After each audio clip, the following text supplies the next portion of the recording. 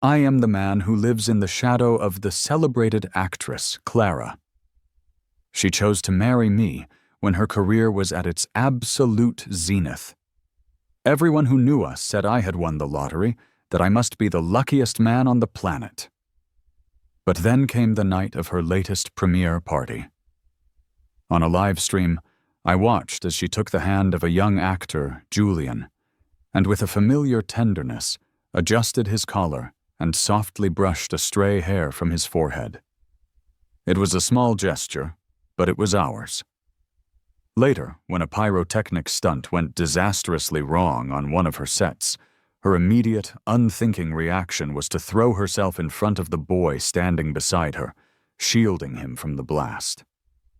She had no idea that I, standing just a few yards away, had been knocked off my feet by the shockwave and was momentarily lost beneath a pile of falling set debris.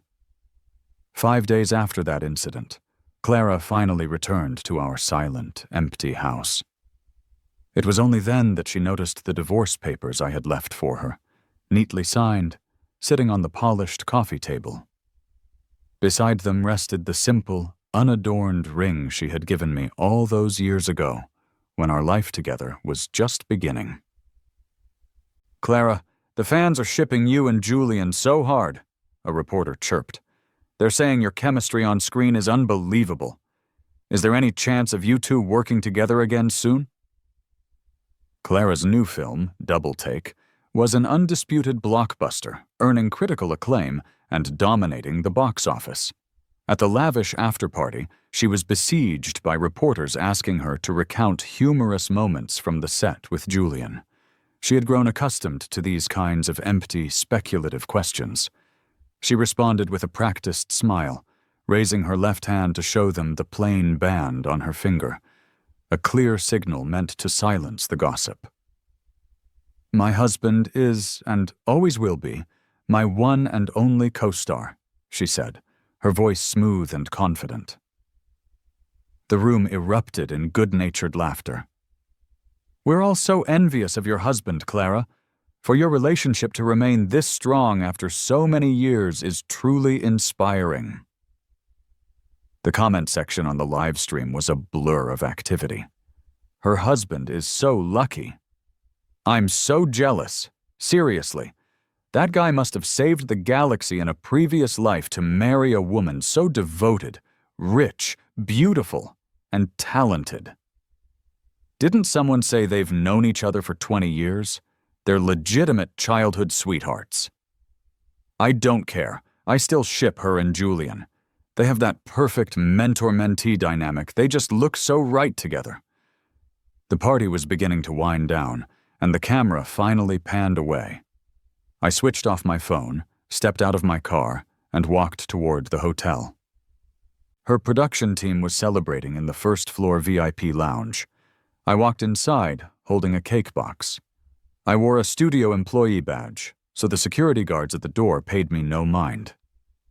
From across the crowded room, I saw Clara and Julian making their way down the VIP corridor, flanked by their assistants and staff.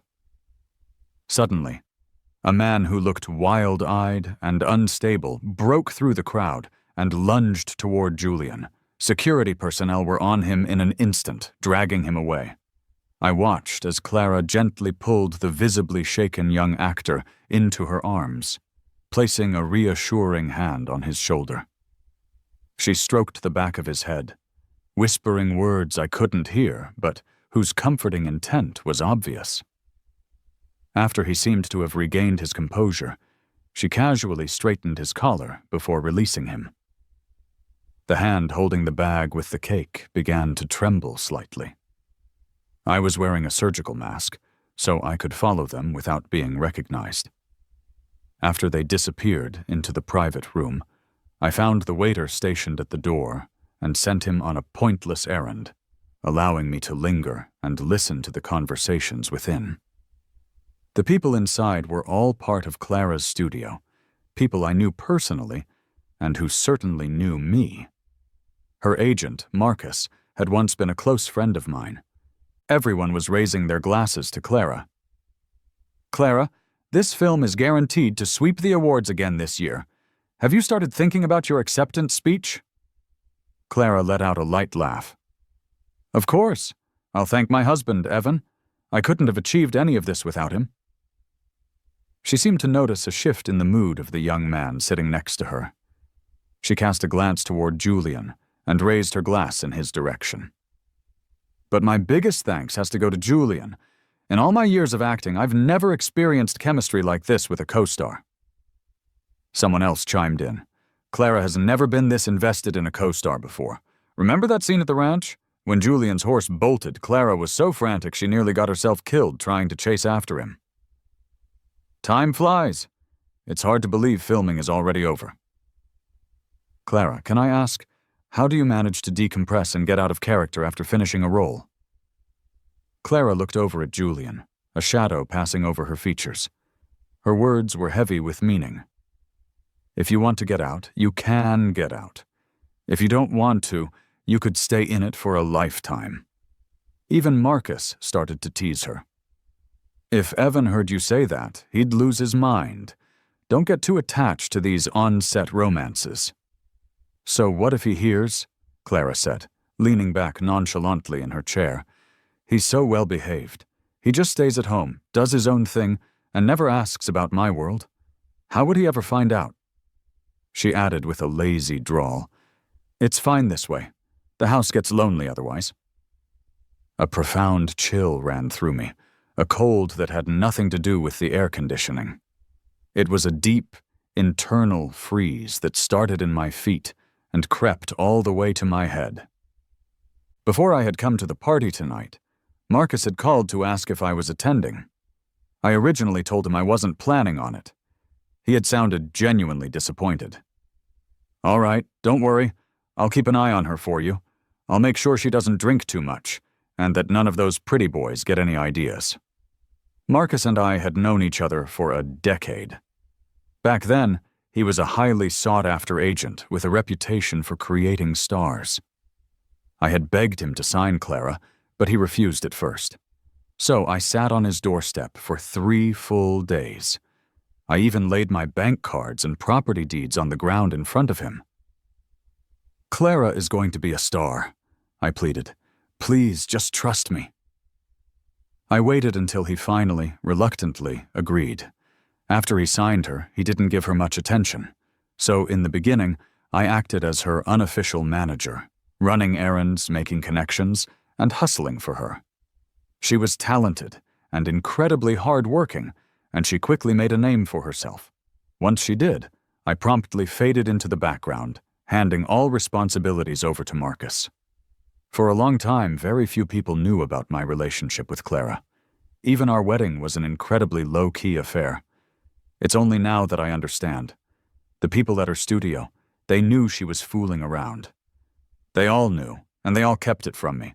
I was the only one left in the dark, stupidly buying her performance as the devoted wife.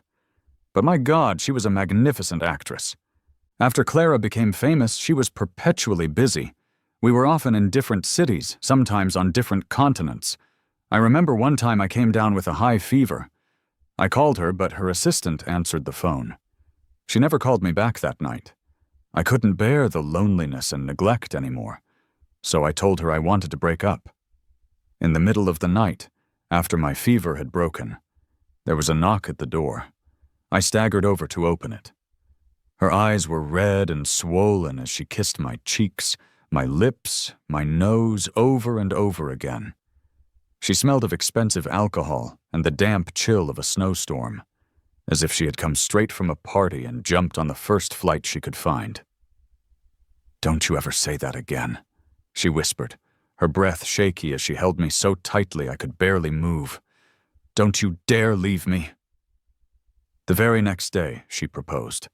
She confessed she'd had the engagement ring for a while, but I always preferred the simple silver band she'd given me not long after we first got together. She had crafted it herself at a small, local workshop while we were on vacation. The waiter returned with his tray and saw me standing by the door, tears streaming down my face. He asked cautiously, "Sir, are you feeling all right?" I just shook my head and wiped my eyes with the back of my hand. I handed him the cake box. "It's yours." I could hear voices from inside again. "Clara, you've had too much to drink. Do you need someone to take you home?" Clara didn't answer for a long moment. I couldn't stop myself from peeking inside one last time. She had stood up, her coat draped over her arm. But Julian, who was beside her, had grabbed her left hand. His eyes were red, and he looked at her with a pleading expression, like a kitten full of desperate longing. She seemed to hesitate. My heart felt as if it were being squeezed by an invisible hand. Finally, Clara leaned down and reached out, stroking his cheek. I closed my eyes. Fat, silent tears fell again. I slowly reached out and quietly closed the door for them. Clara came home at 4 a.m. When she returned, I was lying quietly in bed, digging my fingernails into my palm, trying to stop my body from trembling, trying to calm the storm inside me. The mattress sank beside me, and her cool embrace wrapped around my skin. I shifted slightly. Her voice was apologetic. "Did I wake you?" It was soft, magnetic, and achingly beautiful. Clara used to struggle with her lines. When she first started acting, audiences often complained about her delivery.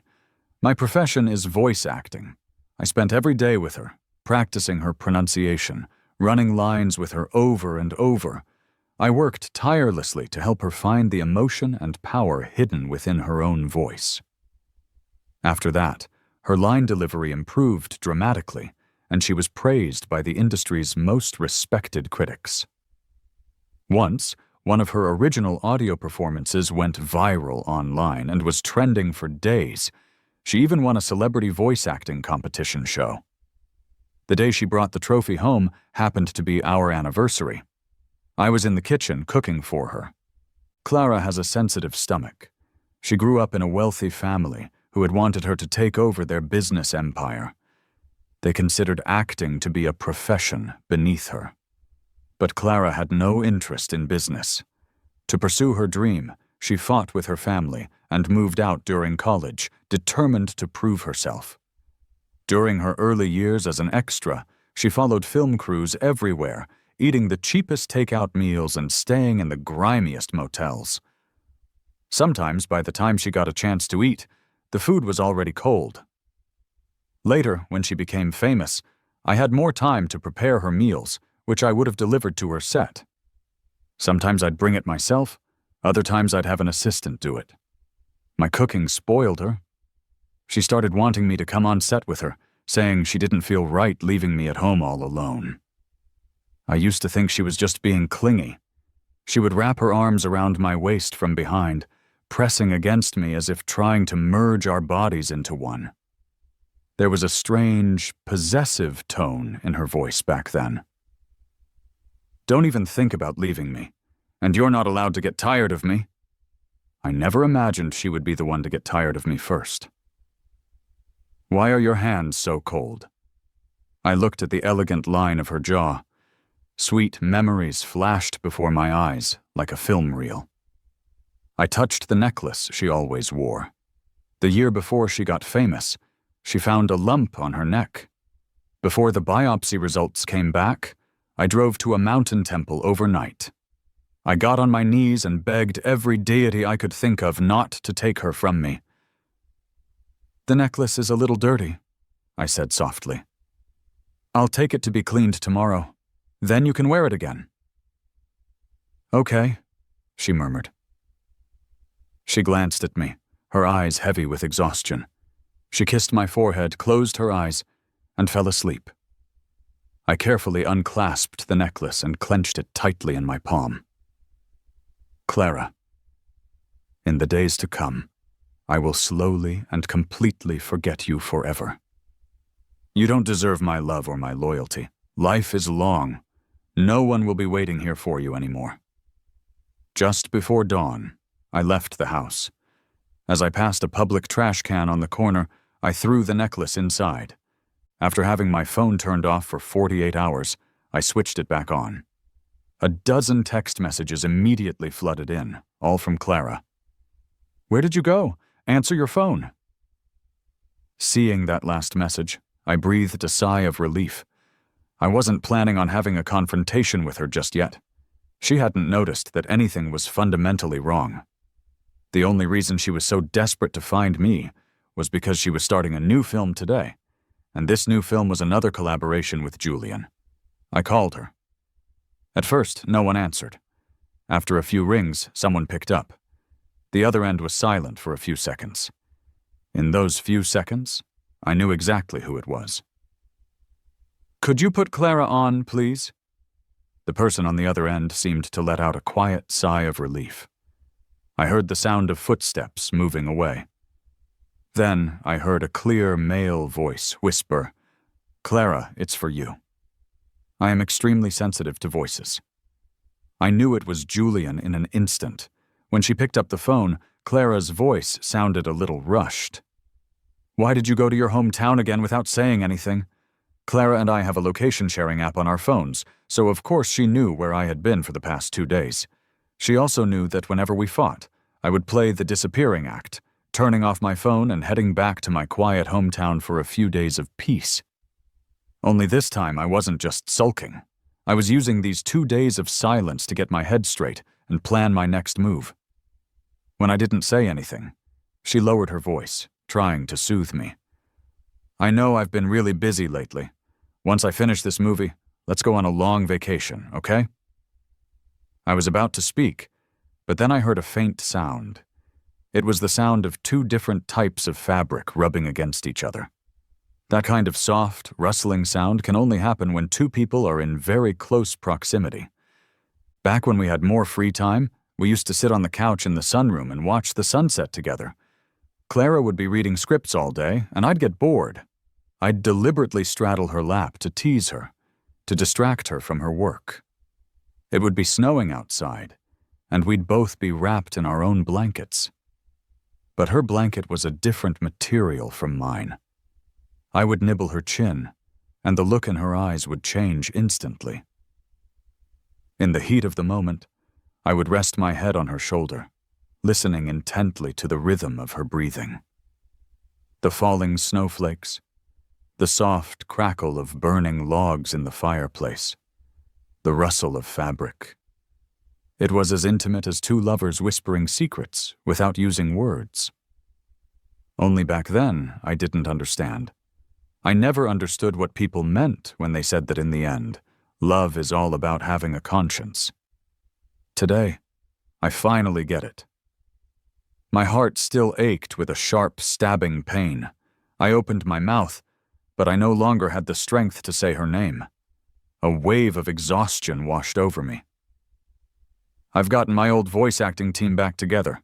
This film needs live audio, so I'll be on set for a while." The other end of the line was silent for a few seconds. Clara's tone suddenly turned cold.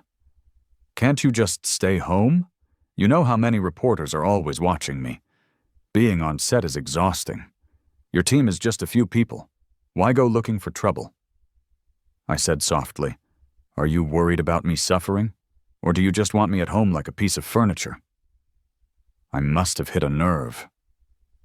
After a moment of silence, she said impatiently, "Fine, do whatever you want. Just don't come crying to me when the media hounds you." She didn't hang up right away. She was probably waiting for me to back down, to apologize. Clara is actually a year older than me. Because I have younger siblings, I've always had a habit of taking care of people. It was the same even after I got together with Clara. I don't like conflict. I'm a soft-hearted person. Whenever Clara and I argued, I'd forget about it a few minutes later. But this time was different. I didn't bother wasting any more words. I just hung up. Besides, on top of getting back to work, I had an appointment with a lawyer to discuss the divorce.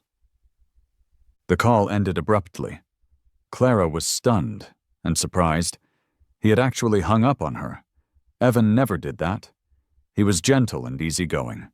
Even when they fought, he would come back to talk to her just a few minutes later, looking at her with his big, round eyes and changing the subject. He was sweet and soft. He never held a grudge. He never took the things she said during arguments to heart. He knew she loved him, and he loved her. But today, he had hung up on her. Clara stared at the call screen on her phone. Clara? Julian pressed up against her, whispering her name. It was snowing heavily in the mountains today. To make the next day's shoot easier, the main actors were all staying in their own trailers. It was supposed to be their break time, but Julian had shown up at her door with a bottle of warm red wine. She knew what he was after. She just figured it added a little excitement to the otherwise boring shoot. Besides, everyone on set would help her hide it from Evan. It was a common enough thing in this business. It wasn't that she didn't love Evan. On the contrary, she loved him very much. She wanted him to always be there at home. Every time she came home from work and opened the door, he'd be there in his fluffy teddy bear pajamas, his cheeks flushed from the heat of the stove, standing in the warm orange light of the kitchen, making her favorite soup, or cooking the meal she'd been craving for days.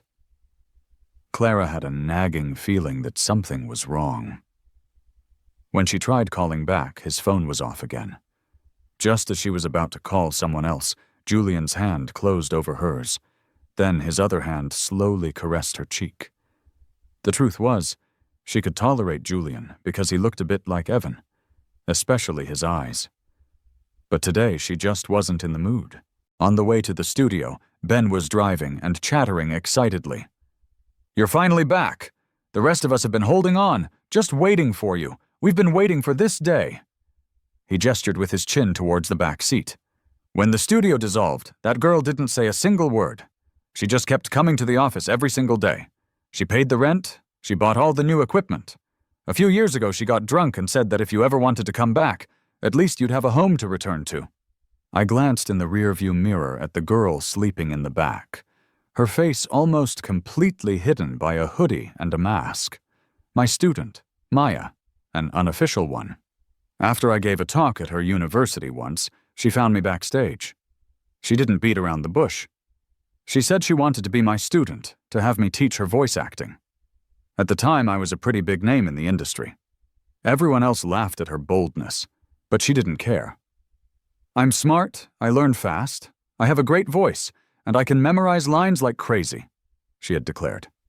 She thought for a moment, then added, "And I have money. I can pay any tuition you want." Back then, everyone thought she was just a rich kid on a whim. Less than 6 months later, she went from a total novice to a rising star in the voice acting world. Tons of film crews and celebrities were specifically requesting her. Thinking about it now makes me sad. To think I gave up a career I loved for a joke of a marriage. I turned my back on my dreams and became trapped by marriage and family. And now, Maya has become a renowned master in the industry, while my professional name, Morris, has all but vanished. The whole way, Maya kept her head down, not saying a word. She was either on her phone or staring out the window. I smiled. "I really appreciate you guys letting me come back. Let me start with some supporting roles. I'm afraid I'll mess it up." But then Maya suddenly laughed. "If you're afraid of messing up, why bother coming back at all?" Maya always had a sharp tongue, but she usually directed it at other people. When Clara got famous, the media and the public dug into every aspect of her life. I never liked being in the spotlight. The media attention was driving me crazy. So I decided to leave the studio. When I made that decision, Maya, who had always been the most obedient and respectful to me, just stood up and walked out. As she reached the door, she threw one last line at me.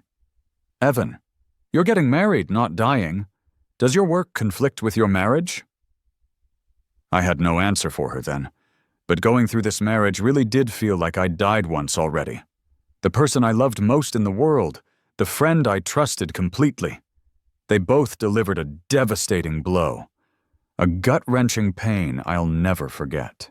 After we arrived, while I was unpacking in the recording studio, Ben saw the divorce agreement template fall out of my suitcase.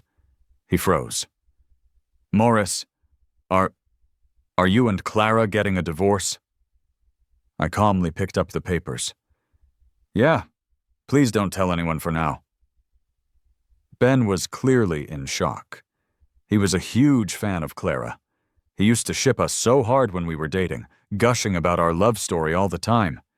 He even said he'd never seen a movie star who adored her husband as much as she did. He'd even done a tarot card reading for us once and said we'd grow old together. Ben looked heartbroken. "Morris, did I let you down?" He was talking about the tarot card reading. I shook my head and patted his back gently. "You can't predict people's hearts. It has nothing to do with you. When it comes to time, who can say for sure?"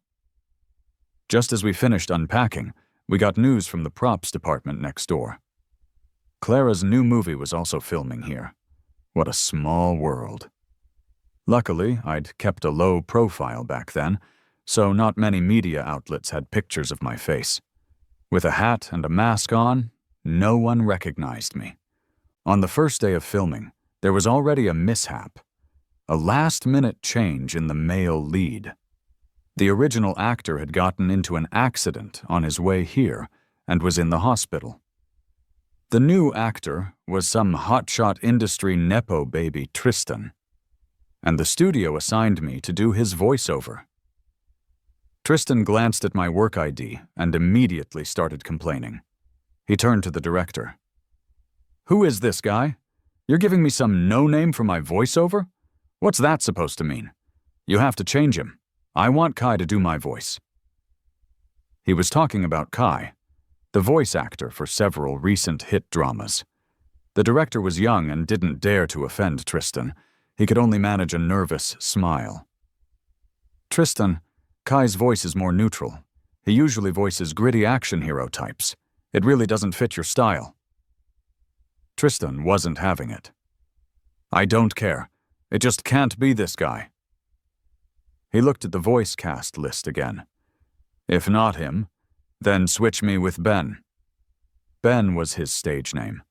He'd recently voiced a few teen romance dramas and was a pretty popular voice actor. We glanced over at Liam, the second male lead.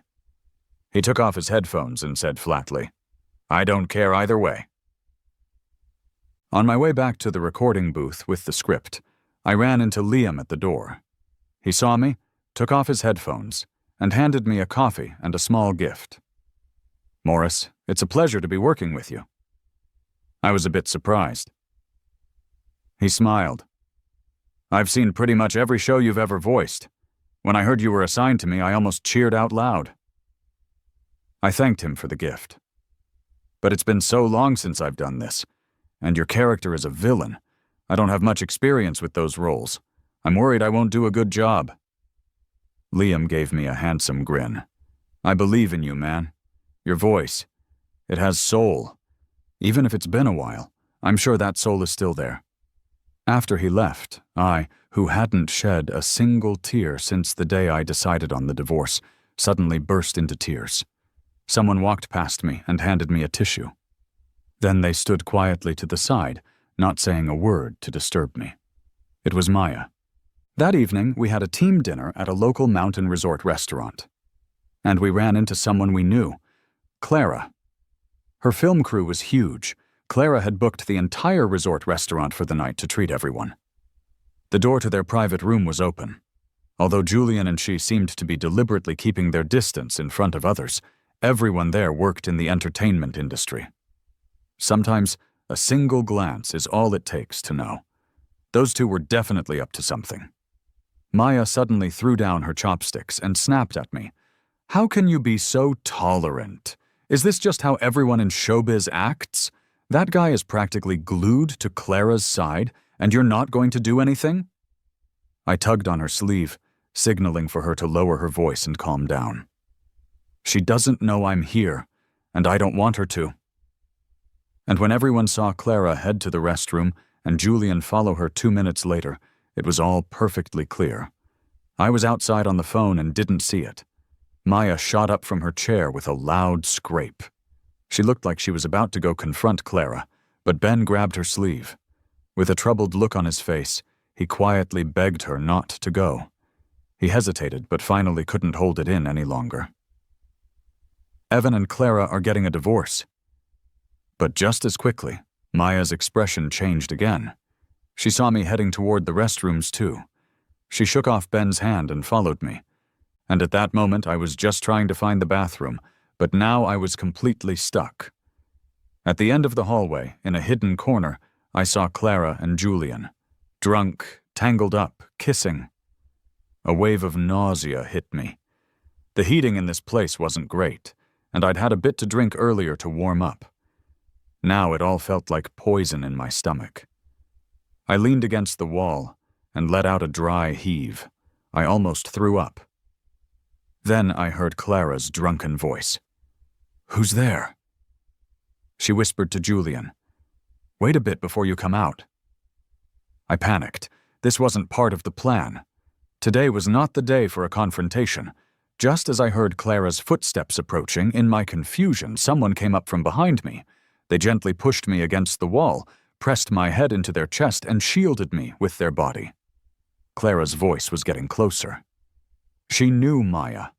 When she first found out I'd taken on a student, she was jealous for a long time. She said Maya was too handsome, that she didn't trust her. I told her, "Don't you know what kind of person I am?" She said it wasn't me she didn't trust. It was Maya. Clara had always held a strange hostility towards her. When she saw Maya, her voice rose slightly. "You?" Maya's voice was casual. "Sorry about this." I don't know if it was my imagination, but her right arm deliberately tightened its grip. I could barely breathe. Maya said, "My boyfriend can't hold his liquor." I had a feeling she was doing it on purpose. After Clara left, I lowered my voice. "Thanks." Maya spoke, her chest vibrating slightly. "Why didn't you tell me about the divorce?" So Ben had told her. I said, "It's not final yet." Maya's hand still wouldn't let go. "But it will be soon, won't it?" There was a hint of pleasure in her voice. "She deserves it. Clara doesn't deserve you." Sensing my silence, Maya said in a low voice, "Go back to the hotel first." I looked up and saw her glance toward where Julian was hiding. There was no other way out from there. If we didn't leave, Julian would probably be stuck there all night. I asked her, "You're not coming back?" Her fingers pressed gently on my shoulder, signaling for me to go. I saw a mischievous glint in her eyes. An hour after I got back to the hotel, I heard the door to the next room open. After a moment, I couldn't resist going over and knocking. The door opened a minute later. Maya was holding up her arms, drying her wet hair with a towel. She was only wearing a sports bra. She had a great figure, but in this below-freezing weather, wasn't she cold? My face flushed, and I averted my eyes. "You should put a jacket on before you catch a cold." She grunted in agreement and grabbed a thick coat to wrap around herself. I hesitated. "You want to ask what I did to Julian?" She had already figured it out. I nodded. Maya tilted her head back and took a long drink of water, her bright, dark eyes glancing at me. "I didn't do anything. I just gave a waiter $100 to sit there and play games on his phone for an hour, with the volume all the way up." That's brutal. So Julian was stuck in a freezing hallway, wearing a thin suit with no phone to contact anyone, shivering in the cold for an entire hour. Standing like that, he was bound to get sick. Maya saw I was silent. "What, are you going to lecture me? Tell me I went too far?" I looked down. After a long moment, I laughed. "That was awesome, so awesome!" The feeling of seeing an immoral person get a taste of their own medicine.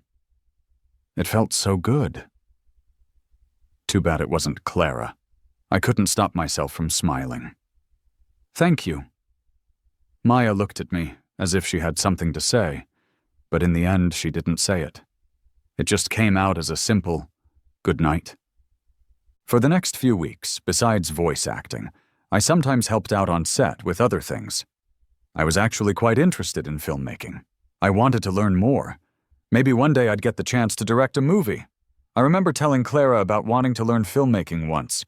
She just kissed me and told me not to worry my head about such things. I like you better at home. Staring at those cold machines is boring. Don't work yourself so hard. Now that my feelings have changed, everything she ever said, good or bad, just makes me sick. Sometimes our two crews would share a location. I saw Clara quite a lot, but I had completely lost interest in her. I didn't pay attention to what she was doing anymore. Ben had completely lost his admiration for her, too. Sometimes he'd say, "Hi, Clara," to her face, and then mutter, "Cheater," under his breath as he walked away. I dressed down, blending in with the crew. Clara never noticed me, but these last few days, I've heard that Clara hasn't been in a good mood. She's lost her temper on set several times. While helping Ben move some props, I overheard some crew members from the other set complaining. What's gotten into Clara these past few days? She's been so irritable. My friend who's a makeup artist said she's been fighting with her husband. Said she saw her calling him over and over, but he never picked up. He's not replying to her texts either. She's that much trouble. If my wife was a beautiful young movie star, even if we fought, I'd just look at that face and my anger would disappear. What if she was cheating on you? The group fell silent for a moment. Isn't that just how it is in this industry? It's not a big deal. And she's a famous actress. He's got fame and fortune. Maybe his biggest claim to fame in life will be his actress wife. He should just suck it up. A lifetime passes quickly. That's horrifying.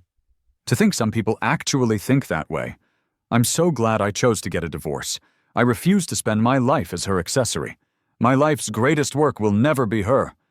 Ben frowned and whispered to me comfortingly.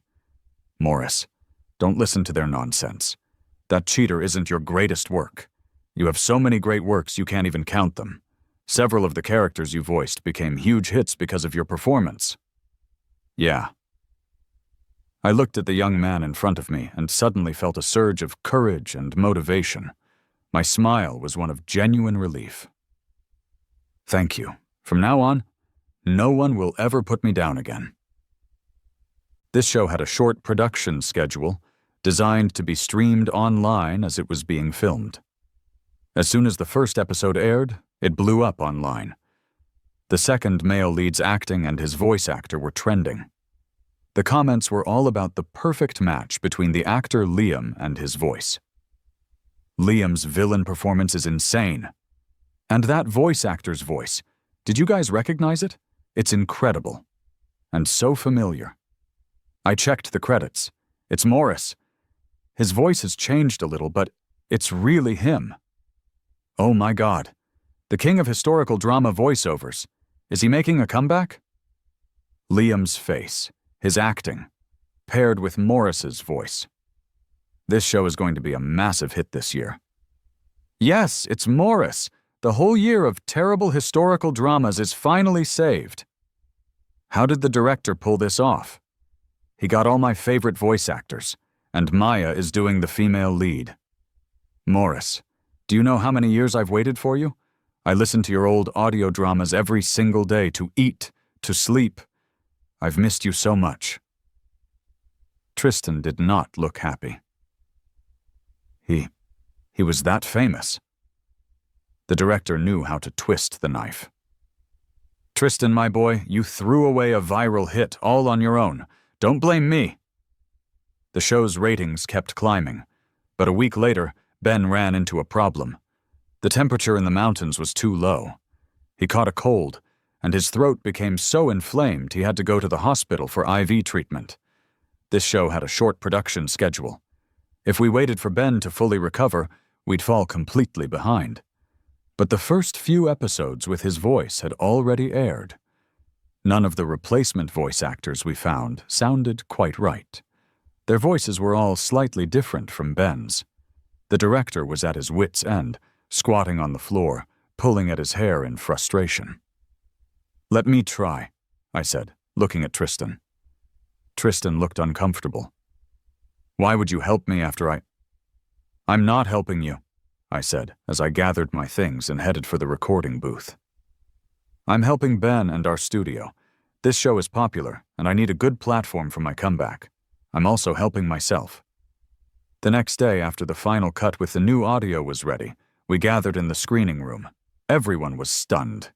The voice I did for Tristan sounded almost identical to Ben's. Even Ben, on a video call from the hospital with a raspy voice, was shouting, "Morris, you're a genius!" As I was smiling, I saw Maya leaning against the doorway. She seemed to be smiling too, her eyes shining as she looked at me. The show was a hit, and Clara started to realize something was wrong. A week later, I was running lines with Maya in the booth. Ben burst in, frantic. "Morris, Clara's here. She's looking for you." Maya glanced at my expression. "Do you want to see her?" I shook my head. "Until the divorce is official, I have zero desire to speak to her. I don't want to have anything to do with her ever again." Maya smiled. "All right." Maya walked straight over and opened the door to the recording studio. I held my breath. "Where is he?" Clara got straight to the point. "He did the voiceover for your show. He has to be with you." Maya's tone was mocking. "Your own husband is missing, and you're looking for him here? My husband has legs. Am I supposed to tie him up?" Clara's voice was thick with anger. The tension in the air was palpable. I was afraid they were going to start fighting and was about to step in. But Maya said calmly, "He has been with us for a while, but unfortunately he had to go home for an emergency this morning." When she said us, Maya put extra emphasis on the word. It seemed like she was deliberately trying to provoke Clara. "He went home?" Clara was about to call her assistant to book a flight. "Clara, I've been looking all over for you." Julian had found her. "It's the last explosion scene today. Everyone's waiting for us." 2 minutes later, Clara glanced into the recording booth. From her limited view, she couldn't see anyone inside. She decided to finish the scene and then fly to my hometown to find me that night. After Clara left, I suddenly wanted to watch her act one last time. I wanted to understand. How did we end up here? "I'll go with you," Maya said, grabbing a jacket. I refused. "I'll be right back." She nodded, put my hat on my head, wrapped my scarf snugly around my neck, and even gave me a frost-proof mask. "It's snowing outside." I smiled at her. I slipped onto Clara's film set. I stood with the other crew members, watching her act up close. Everyone was praising her. It's true. She really is perfect. But when it comes to love, she's the most broken, twisted person I know. All I ever wanted, from the very beginning, was just a faithful, unwavering love. And the reason we ended up here today wasn't because I wasn't good enough. I am good enough. She's the one who doesn't deserve it. After thinking through our relationship, my mind suddenly felt much lighter. Just as I was about to leave, a deafening explosion ripped through the cliffside. An explosion of that magnitude wasn't normal. Something had gone wrong. I covered my ears and looked up. In the distance, Clara frowned and instinctively pulled Julian into a tight embrace. I felt nothing. But then, the unexpected happened. As rocks and debris began to tumble down the mountain, my mind went blank. A young girl from the props team was still crouched down, packing things away. She was too close to me. So close that I reached out and pulled her out of the way. There was a major accident on set. Filming was suspended. 3 people were buried under the debris, and an emergency rescue was underway. As Clara got into her car, she couldn't help but glance over. For some reason, she felt a sharp, twisting pain in her chest. A dull, throbbing ache.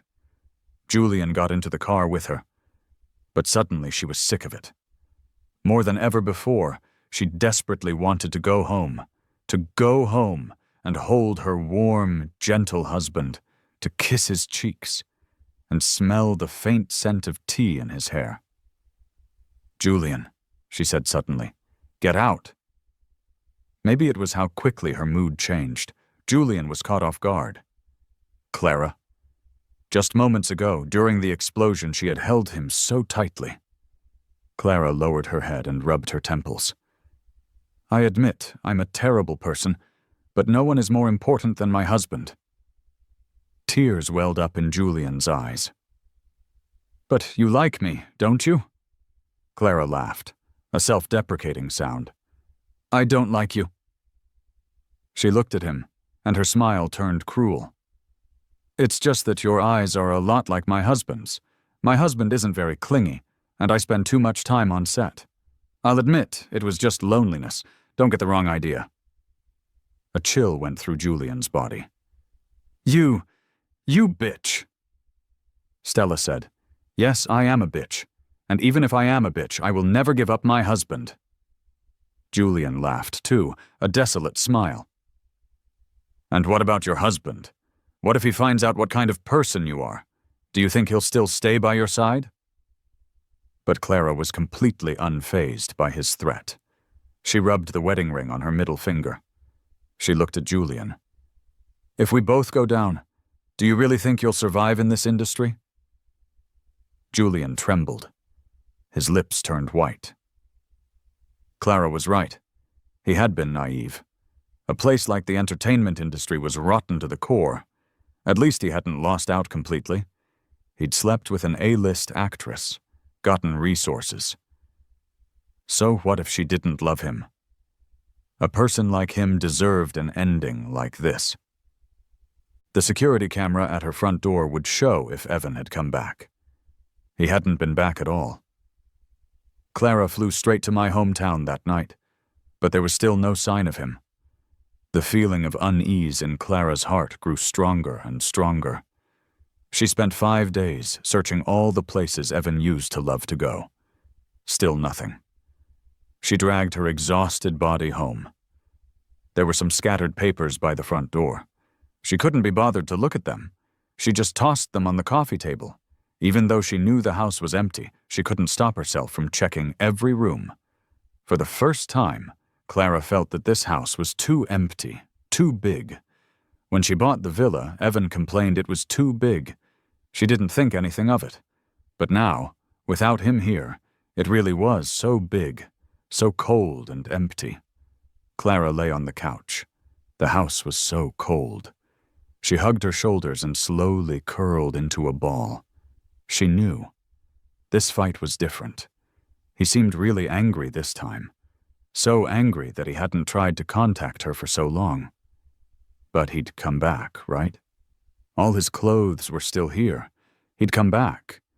And when he did, she would hold him, kiss him, and carefully coax him. She would never fool around again. She suddenly realized how badly she had treated him. She owed him so much. But she was willing to spend the rest of her life making it up to him. As long as he came home. She would never let him go again. Clara accidentally bumped the remote, and the news on the TV was reporting on the accident. She watched with a blank expression, until she saw the scarf in the footage, the black and white scarf she had knitted for him. But because fans online said it was ugly, he took it and wore it himself. It even had 2 little bears sewn onto it. But why was it in that pile of rubble? Clara's head was buzzing. She shot up and walked closer to the TV, as if she wanted to crawl inside the screen. She kept rewinding and rewinding, until she was sure. That was his scarf. She called the person in charge of the cleanup. Her hands were shaking. She could barely hold the phone. The person on the other end was frantic. Yes, it's a huge mess. 3 people were buried. The one we just pulled out is gone. We're still trying to confirm the identity. Clara's voice was hoarse. Whose is the black and white scarf?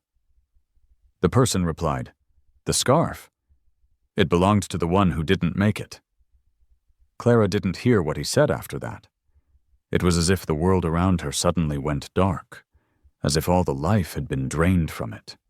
Everything was gray. But she didn't believe it. She kept calling his number over and over, even though the only response was the same cold, mechanical voice. The papers on the table suddenly slid to the floor. She scrambled to pick them up. The moment she opened them, she froze. It was a signed divorce agreement, and the engagement ring he cherished most.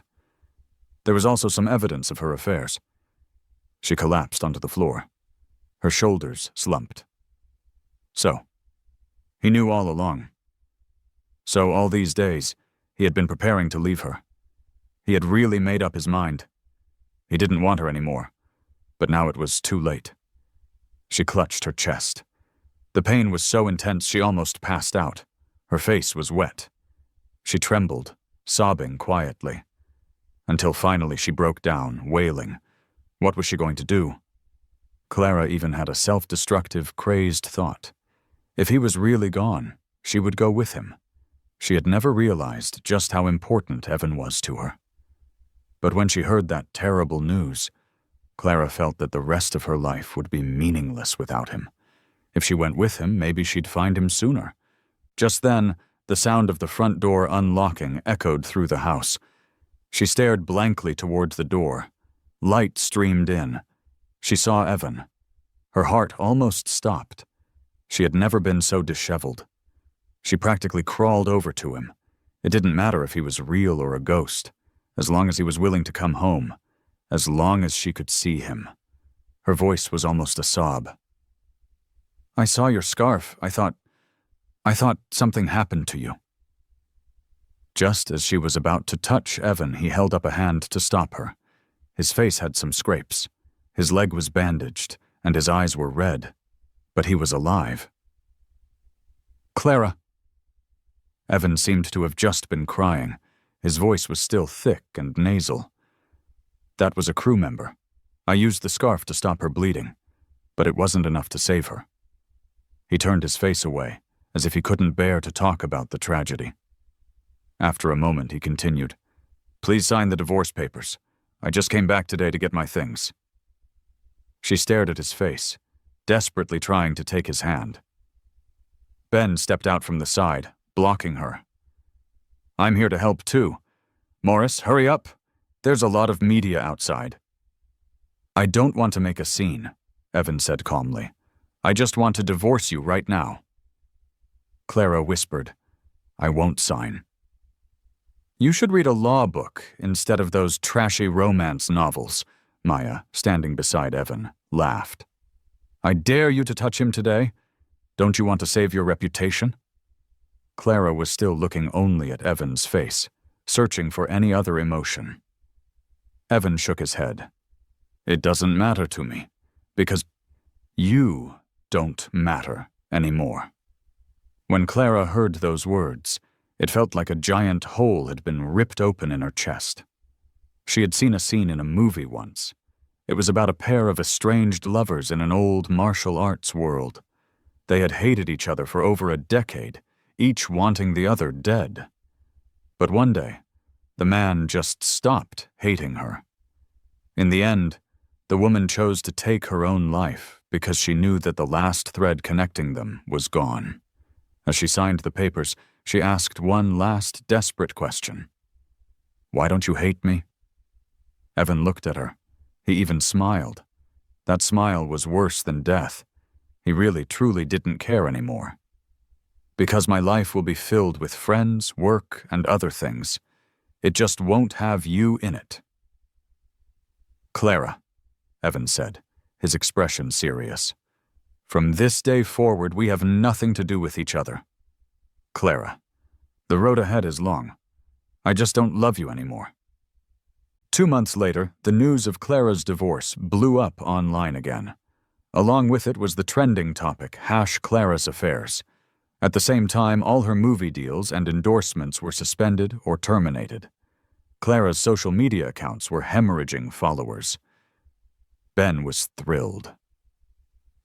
"It only takes one day to go from a stan to an anti. She deserves it. But Morris, didn't you say you didn't hate her? And she gave you most of the assets. Why did you still turn the tables on her?" I pursed my lips. "I was just saying that. I hate her guts. But it's just a hatred for what she did. Clara needs to be punished. When you do something wrong, you have to pay the price." The laptop in front of me was suddenly snapped shut. Maya had a sour look on her face. Is she really that interesting to look at? Maya said. I'm better looking than her. Just look at me. My brain couldn't process it. Ben covered his mouth, snickering. Morris is clueless when it comes to this stuff. Maya, you'd better just be direct. Maya thought for a moment, seeming to agree with him. She leaned in, her expression serious. I like you. The intensity in her eyes was an emotion I could no longer ignore. So she liked me? But my face turned as red as a lobster. I grabbed my bag, covered my face, and fled the office. That was way too direct. I just got divorced. My phone vibrated. It was a text from Maya. Sorry if I scared you. I know you're not ready for another relationship yet, but that's okay. I can wait as long as it takes. I'll wait for the day you find the courage to love again. I breathed a sigh of relief. I looked up. In the distance, the tall, slender girl was standing just outside the office building, completely open and honest. She crossed her arms and gave me the most sincere, radiant smile. And I believe it too, that one day I will get back my ability and my courage to love.